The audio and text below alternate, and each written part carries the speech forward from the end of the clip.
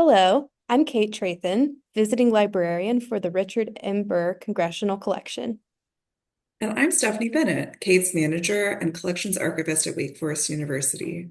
And we're here to talk about blooming and growing in new roles and what we've learned and accomplished together. In January 2023, I began my new job at Wake Forest as the visiting librarian for the Richard Burr Collection. I had previously worked as an electronic records archivist in a state government setting, so moving to an academic library definitely came as a culture shock.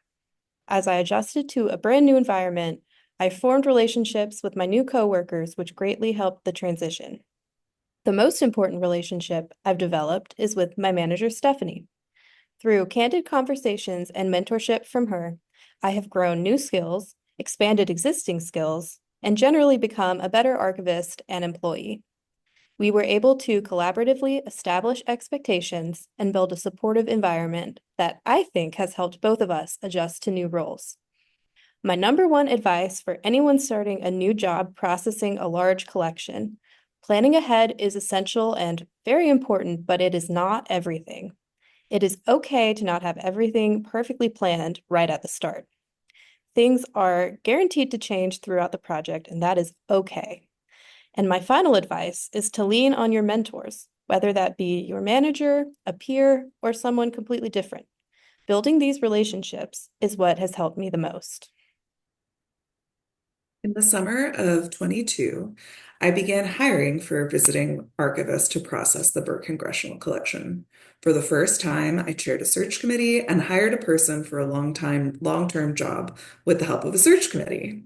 And then Kate arrived, and it was the two of us versus 25 years of documentation and memorabilia from Senator Burr's career. Having been a project archivist myself twice, I wanted to make sure that I was supportive, useful, and yet not omnipresent to Kate. Onboarding her was the first hurdle. I created a checklist of HR, library, and department information to share and tasks to accomplish. We both continued to add to it and refer back to it in the first couple of months as Kate acclimated. Supporting a newer professional in a new environment and on a large processing project was all about balancing, letting Kate find things that worked for her, providing tactile advice on reconfiguring plans as new materials came in, and asking what she needed. For example, at some point I said, would twice monthly meetings be better? We were not taking much time in our weekly meetings, and the work was relatively straightforward. But she said no, and our weekly meetings have proven their use across our time together.